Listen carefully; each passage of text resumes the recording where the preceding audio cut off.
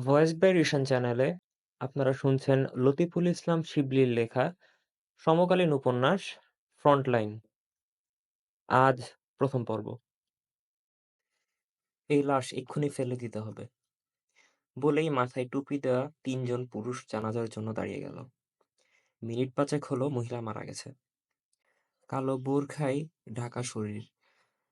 পাশ থেকে লোকজন নেকাব নামিয়ে লাশের মুখটা ঢেকে দিল। লাশ সামনে রেখে জানাজার জন্য দাঁড়ানো ভাবলেশহীন তিনজন মানুষ একদৃষ্টিতে তাকিয়ে আছে নাসির উদ্দিনের দিকে। নাসির উদ্দিনের এখনো বিশ্বাস হচ্ছে না তার মা নেই। তাদের অনেক তাড়া। নাসির উদ্দিনকে নিজের জায়গাতেই উঠে দাঁড়াতে হবে জানাজার জন্য।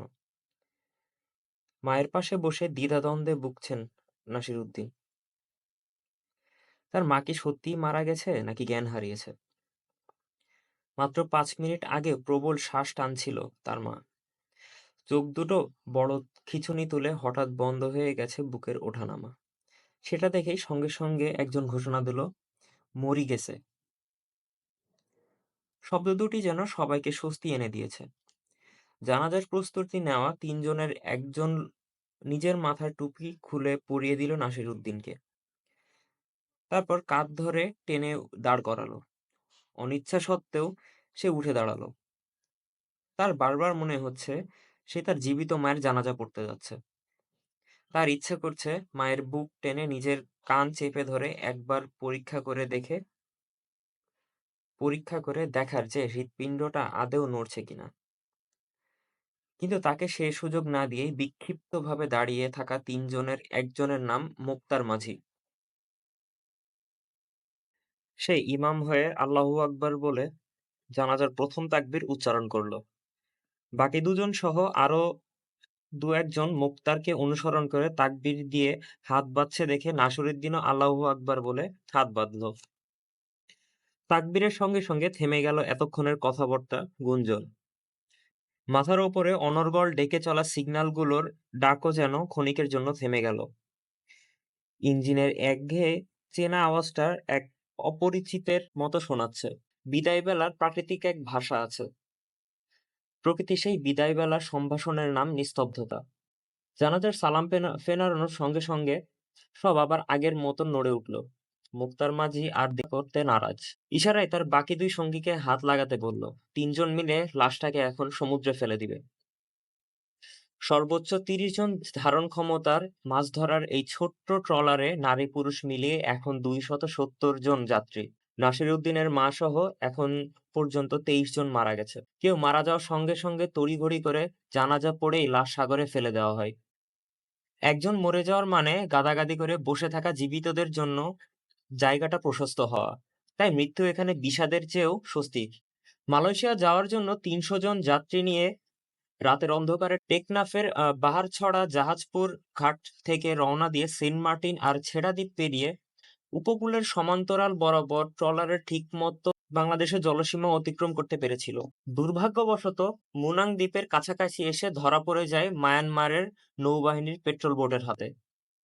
সবাই সেদিন জীবনের আশা ছেড়ে দিয়েছিল, কিন্তু ট্রলারটিকে তাড়িয়ে আকি-আব্বা সিত্তে বন্দরের দিকে না নিয়ে বরং মায়ানমার নেভির একজন অফিসার নিরাপদ দূরত্ব থেকে জিজ্ঞেস করেছিল ট্রলারে কারোর জ্বর, শ্বাসকষ্ট আছে কিনা। ধূর্ত মোক্তার মাঝি বিষয়টা বুঝতে পেরে চট করে উত্তর দিয়েছিল, জি সাহেব, জ্বর আর শ্বাসকষ্ট ইতিমধ্যে অনেকজন মারা গেছে। দয়া করে আমাদের কিছু ওষুধপত্র দেন। উত্তরটা জাদুর মতো কাজ করেছে। সঙ্গে সঙ্গে পেট্রোল বোট সন্ত্রস্ত হয়ে ট্রলার থেকে আরো নিরাপদ দূরত্বে সরে গেছে। পেট্রোল বোটের তরুণ লেফটেন্যান্ট দ্রুত রিপোর্ট করল নেভাল বেজে। বেজ থেকে রাজধানীর নেপিডোর বার্মিজ সশস্ত্র বাহিনী তাতমাদাওয়ের সদর দপ্তরে। সেখানকার প্রোপাগান্ডা মেশিন বিভিন্ন সংবাদ মাধ্যমে খবর ছড়িয়ে পড়ল যে বাংলাদেশ করোনা ভাইরাস আক্রান্ত রোহিঙ্গাদের বোঝায় ট্রলার জোর করে ঠেলে দিয়েছে বার্মার জলসীমায়। সঙ্গে সঙ্গে সতর্ক হয়ে গেছে বঙ্গোপসাগর তথা ভারত মহাসাগরের উপকূলীয় দেশগুলো। সবাই নিজ নিজ জলসীমান্তে নজরদারি বাড়িয়ে দিয়েছে আর স্যাটেলাইট দিয়ে নজর রাখছে ট্রলারের গতিবিধি। মোক্তার মাঝি তখনও বুঝতে পারেনি তার মিথ্যে কথাটা এমন কঠিন সত্যিতে পরিণত হবে। রাতের অন্ধকারে ৩০০ জন রোহিঙ্গা নারী, পুরুষ, শিশু বাংলাদেশের সীমান্তরক্ষী বিজিবির চোখ ফাঁকি দিয়ে ট্রলারে ওঠার সময় কারো দেখার সময় ছিল না কার মধ্যে করোনা ভাইরাসের লক্ষণ আছে আর কার মধ্যে নেই। বার্মিজ জলসীমা থেকে তাড়িয়ে দেওয়ার পর থেকে বিষয়টা সবার কাছে আতঙ্কে পরিণত হয়। জ্বর আর শ্বাসকষ্ট নিয়ে ট্রলারের এক চিলতে ছাদে 15-20 জনের সাথে গাদাগাদি করে অবস্থান নিয়েছিল 52 বছর বয়সী হারুন গাজী। দ্বিতীয় রাতে গভীর সমুদ্রে শ্বাসকষ্ট শুরু হওয়ার 1 ঘন্টার মধ্যে চোখের সামনে ছটফট করতে করতে মারা গেল লোকটা। কবর দেওয়ার উপায় নেই। হারুন গাজী ভাই অনেক আকুতি মিনতি করেছে যেন একটা দ্বীপে তার ভাইয়ের কবর দেওয়া হোক। অন্তত কোনো দ্বীপ বা জলভূমিতে নেমে দ্রুত লাশ কবর যেন দিতে পারে। মালয়েশিয়া, ইন্দোনেশিয়ার আদম পাচারকারী উখিয়ার মোক্তার মাঝির মন কিছুটা নরম হয়েছিল, কিন্তু সেটাও কিছুক্ষণের জন্য। গভীর রাতে ইন্ডিয়ান নেভির গানশিপের তীব্র সার্চলাইটের আলো আর তীক্ষ্ণ মাইক থেকে হিন্দিতে আদেশ দেওয়া হলো, তফাৎ যাও, আর একটু এগুলে গুলি করে ট্রলার ডুবিয়ে দেওয়া হবে। তখন হুঁশ ফেরে মোক্তার মাঝির। বুঝে গেছে তাদের অপরাধ মানব পাচার বা ভিনদেশের জলসীমায় অবৈধ অনুপ্রবেশ না, বরং ট্রলার ভর্তি করোনা ভাইরাস বহন করাটাই বড় অপরাধ। তার মানে এই পৃথিবীর জলভূমিতে তাদের আর কোনো আশ্রয় নেই। সামনে এগুলো ছাড়া পিছনে ফেরার আর কোনো পথ নেই। ওষুধ চিকিৎসার অভাবে একে একে মারা যাচ্ছে মানুষ। বোঝা যায় ট্রলারের সবাই ভাইরাসে সংক্রমিত হয়েছে। বাহির থেকে সবার লক্ষণ প্রকাশ পাচ্ছে না, অপেক্ষাকৃত দুর্বল আর বয়স্করা ভুগছে বেশি। সবার চেহারা ভাবলেশহীন। এরা অনেক বিপদ, নির্মমতা, মৃত্যু আর হাহাকার দেখা মানুষ। এদের কোনো দেশ নেই, মৃত্যু ছাড়া কোনো ঠিকানা নেই।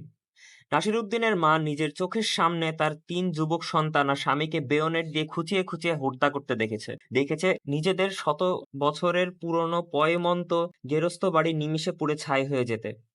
এই গল্পে কোনো বৈচিত্র্য নেই। এখানকার সবার জীবনের গল্পটা প্রায় একই রকম। এভাবে জেলে নৌকায় করে এক ছেলে 5 বছর আগে মালয়েশিয়া গিয়েছিল। এবার দালালদের হাতে 5 লাখ টাকা দিয়েছিল ছোট ভাইয়ের জন্য। সেই মাকে নিয়ে আজ মৃত্যুর সংখ্যা দাঁড়ালো 23। মায়ের মৃত্যু নাসিরউদ্দিনকে সেভাবে নাড়া দিচ্ছে না, কারণ তার শুধু মনে হচ্ছে তার মা এখনো বেঁচে আছে। বেঁচে থাকা মানুষের জন্য কোনো শোক নেই, শোক শুধু মৃত মানুষের জন্য। ওরা তিনজন কালিমা শাহাদাত পড়তে পড়তে নাসিরউদ্দিনের মায়ের লাশটা শূন্যে তুলে ফেলেছে। ট্রলারের প্রান্তে পৌঁছাতেই 2 কদম এগোতে হবে। মোক্তার মাঝি ইচ্ছা করেই নাসিরউদ্দিনের দিকে তাকাচ্ছে না। লোক যতই মরবে তার দায়িত্ব কমবে। লাশটাকে সমুদ্রে ছুঁড়ে ফেলতে হলে কাঁধ সমান উঁচু করে তুলে ধরতে হবে। শেষ মুহূর্তে নাসিরউদ্দিন ক্রোধ মিশ্রিত চাপা আর্তনাদ স্বরে বলল, থামো। শান্তশিষ্ট নাসিরউদ্দিনের এমন কণ্ঠে সবাই চমকে উঠল। 2 লাফ দিয়ে সে ঝাঁপিয়ে পড়ল লাশের উপর। সেই ধাক্কায় ছিটকে পড়ল 3 জন। লাশটা জাপটে ধরার জন্য সরাসরি পাটাতনে পড়ল না। রোহিঙ্গাদের আঞ্চলিক ভাষায় একটা জঘন্য গালি দিয়ে বসল মোক্তার মাঝি। সেদিকে কোনো ভ্রুক্ষেপ না করে নাসিরউদ্দিন তার 2 বাহুর মধ্যে মায়ের বুকটা চেপে ধরে কান লাগিয়ে দিল। কয়েক মুহূর্তে চেপে ধরার পর অভিজ্ঞ ডাক্তার যেমন স্টেথোস্কোপ দিয়ে বুক পরীক্ষা করেন, সেভাবে মায়ের বুকের বিভিন্ন জায়গা কান লাগিয়ে হৃদস্পন্দন খোঁজার চেষ্টা করে। এই দৃশ্য অনেককেই বিচলিত করে। শেষে হতাশ নাসিরউদ্দিন বুঝতে পারে আসলেই তার মা মারা গেছে। নাসিরউদ্দিনের মনের ভাব আঁচ করতে পেরে মোক্তার এগিয়ে আসে। ইশারায় তাকে কাজটা শেষ করতে বলে। বুক এবং মাথার দিকটা ধরে নাসিরউদ্দিন, পায়ের দিকটা ধরে মোক্তার মাঝি। তারপর উচ্চস্বরে কালেমা শাহাদাত পড়তে পড়তে লাশটা আন্দামান সাগরের মধ্যে ছুড়ে দেয়। সাদা কাফনের বদলে কালো বোরকায় ঢাকা দেহ টুপ করে তলিয়ে যায় গভীর সমুদ্রের বুকে। ট্রলারের রেলিং 2 হাতে চেপে ধরে নাসিরউদ্দিন দেখে তার মায়ের তলিয়ে যাওয়া। মেঘমুক্ত ঝকঝকে নীল আকাশ। বহুদূরে আন্দামান আর নিকোবর আইল্যান্ডের নারিকেল গাছগুলোর ঝাঁকড়া মাথা বাতাসে দুলছে। গত 3 মাস ধরে ট্রলারটা সাগরে ঘুরছে। ইতোমধ্যে মারা গেছে আরো 17 জন নারী পুরুষ। বিশ্ব মিডিয়া খবরটি গুরুত্ব দিয়ে প্রচার করছে সাগরে ভাসছে করোনা ভাইরাস আক্রান্ত রোহিঙ্গা বোঝাই ট্রলার। থাইল্যান্ডের ফুকেটে নামার চেষ্টায় থাই কোস্ট নস্যাৎ করে দিয়েছে। খাবার আর পানির তীব্র সংকট নিয়ে আরো কিছুদিন ঘুরে চেষ্টা করছে মালয়েশিয়ার ল্যাংকাউই দ্বীপে নামতে। প্রবল বাধার সম্মুখে সেখানেও তাদেরকে নামতে দেওয়া হয়নি। এই ল্যাংকাউই দ্বীপটাই ছিল তাদের গন্তব্য।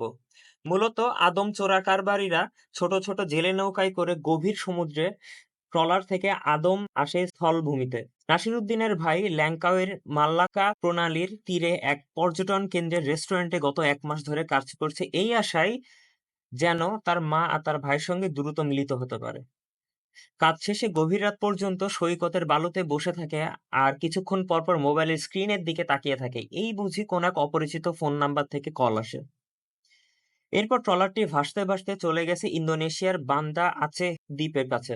সেখানকার মুসলিম জেলেরা রোহিঙ্গাদের দুর্দশা দেখে তাদের প্রচুর পরিমাণে খাবার, পানি, জ্বালানি আরও ওষুধপত্র ব্যবস্থা করে। কিন্তু ইন্দোনেশিয়ান সরকার তাদেরকে ঢুকতে দেয়নি। ল্যাঙ্কাউইতে নামতে ব্যর্থ হওয়ার পর ট্রলারের রোহিঙ্গারা অধৈর্য আর মারমুখো হয়ে উঠেছে।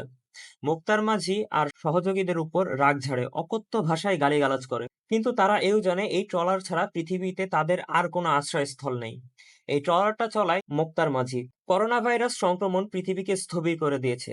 এমনটা না হলে হয়তো তাদের পরিণতি অন্যরকম হতে পারত। মোক্তার মাঝি তাদের বোঝায়, তারা শান্ত হয়। ট্রলারে এখন পর্যাপ্ত খাবার, পানি, ওষুধ আছে। ট্রলারটি বিশ্ব মিডিয়ার নজরে থাকার দরুন রেড ক্রস থেকেও তারা খাবার, কম্বল, ঔষধ পেয়েছে। নিজ নিজ জাতীয় স্বাস্থ্য সুরক্ষা আর নিরাপত্তার জন্য কোনো দেশ তাদের আশ্রয় দেবে না, এটা নিশ্চিত। ভাগ্যের ওপর নিজেদের সঁপে দিয়ে সাগরে ভেসে থাকা ছাড়া তাদের আর কোনো কিছুই করার নেই। মাটির মানুষ দীর্ঘদিন পানিতে থাকলে তাদের ভেতর বন্যতার হিংস্রতা জাগতে থাকে। সব আশা ছেড়ে এখন সবার একটাই ইচ্ছা, পৃথিবীর স্থলভাগের যে কোনো জমিনে পা রাখা। ট্রলারটি ভাসতে ভাসতে ঢুকে পড়েছে অস্ট্রেলিয়ান জলসীমায়। অস্ট্রেলিয়ান নেভির হেলিকপ্টার গানশিপ কয়েকবার তাদের মাথার উপর দিয়ে চক্কর মেরে গেছে। বাইনোকুলার দিয়ে মোক্তার মাঝি এই দ্বীপটা অনেকক্ষণ পর্যবেক্ষণ করছে। তার নাম কোকোস আইল্যান্ড। এটা কিলিং আইল্যান্ডও বলা হয়। অবৈধ অভিবাসী ঠেকাতে ভারত মহাসাগরের এই অঞ্চলে অস্ট্রেলিয়ান নেভির স্পেশাল টাস্ক ফোর্স কাজ করে। দ্বীপটির ত্রিসীমানায় কোনো জলযান না দেখে মোক্তার মাঝি ঘোষণা দেয় তারা এই দ্বীপে ট্রলার ভিড়াবে। সঙ্গে সঙ্গে রোহিঙ্গাদের ভেতর উত্তেজনা ছড়িয়ে পড়ে। ট্রলারে সবার ওপর করোনা ভাইরাসের তাণ্ডব বয়ে যাবার পর এখন মোটামুটি সবাই সুস্থ এবং সবল। দ্বীপে নামার জন্য সবাই প্রস্তুত হয়ে যায়। একদিকে স্যাটেলাইট নেভিগেশনের ট্রলারটিকে কোকোস আইল্যান্ডের দিকে ধাবিত হতে দেখে তৎপর হয় অস্ট্রেলিয়ান নেভি। করোনা রোগী ভর্তি ট্রলারটির ওপর লাইভ ব্রডকাস্টিং করার জন্য নিকটবর্তী নেভাল বেজে আগে থেকে অপেক্ষায় ছিল অস্ট্রেলিয়ান বিখ্যাত নিউজ চ্যানেল এবিসি নিউজ 24 এর সাংবাদিক এবং ক্রু। তারা নেভি হেলিকপ্টারে চড়ে রওনা দেয়। ট্রলারের মতলব বুঝতে পেরে দ্বীপের উল্টো দিকে অবস্থানরত গানশিপটি দ্রুত রওনা দেয়। কোনো রকমে প্রতিবন্ধকতার মুখোমুখি হওয়ার আগে ট্রলারটি দ্বীপে ভেড়াতে চায় মোক্তারবাজি। পূর্ণ শক্তিতে ইঞ্জিন চালু করে দেয়। রোহিঙ্গারা নিজের যৎসামান্য সামানগুলো গুছিয়ে ফেলে। অনেকদিন পর মাটিতে পা রাখার উত্তেজনায় তাদের স্নায়ু টনটন হয়ে আছে। দ্বীপের প্রায় 1.5 নটিক্যাল মাইল দূর থেকে মোক্তার মাঝি বাইনোকুলারের ফ্রেমের মধ্যে ভূতের মতো হঠাৎ করে ঢুকে পড়ল অস্ট্রেলিয়ান নেভির গানশিপটি। রোহিঙ্গাদের ট্রলারটি গতিরোধ করার জন্য দ্বীপের উল্টো দিক থেকে কৌণিকভাবে এগিয়ে আসতে থাকে। লক্ষ্য সামনাসামনি দ্বীপে অবতরণ থেকে বাধা দেওয়া। রোহিঙ্গারা জানে করোনা ভাইরাসের কারণে সরাসরি তাদের স্পর্শ থেকে সবাই নিরাপদ দূরত্বে থাকবে। গানশিপটি তাদের মুখোমুখি দাঁড়িয়ে আছে। মাথার উপর নেভির হেলিকপ্টার থেকে লাইভ ব্রডকাস্টিং শুরু করছে এবিসি নিউজ। অস্ট্রেলিয়ান জলসীমায় কোভিড-19 ভাইরাস সংক্রান্ত অবৈধ অভিবাসীর ট্রলার অনুপ্রবেশের খবরটা স্পর্শকাতর এবং গুরুত্বপূর্ণ। অস্ট্রেলিয়াবাসীরা আতঙ্ক নিয়ে তাকিয়ে আছে টিভি স্ক্রিনের দিকে। মেঘমুক্ত ঝকঝকে নীল আকাশ আর ভারত মহাসাগরের নীল জলরাশি ভেদ করে সর্বশক্তি দিয়ে ট্রলার এগিয়ে যাচ্ছে। মোক্তার মাঝি জানে কোনোভাবে দ্বীপে নেমে যেতে পারলে তাদের একটা আশ্রয়ের ব্যবস্থা হবে। সেটা জেলখানা হলেও কোনো অসুবিধা নেই। কাছাকাছি আসার সঙ্গে সঙ্গে গানশিপের শক্তিশালী মাইক্রোফোন থেকে ভরাট কণ্ঠে আদেশ হলো, গো ব্যাক। মোক্তার মাঝি ইঞ্জিনের গতি কমিয়ে ফেলে কিন্তু লক্ষ্য বদলায় না। ধীরে ধীরে এগোতে থাকে। এগোতে এগোতে মোক্তার মাঝি একটা বুদ্ধি এঁটে ফেলে।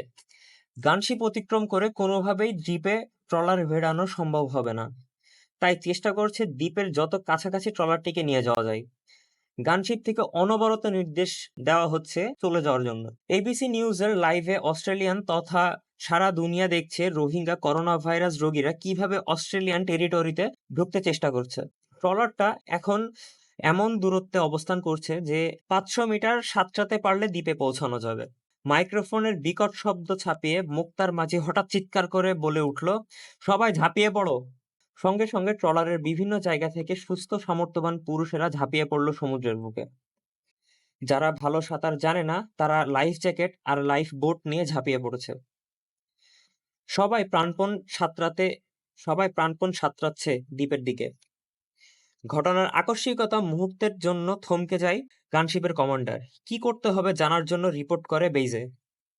হেলিকপ্টার থেকে এবিসি নিউজের সাংবাদিক এতক্ষণ যে অনর্গল ধারাভাষ্য দিয়ে যাচ্ছিল, ও মাই গড বলে কিছুক্ষণের জন্য সেও থমকে যায়।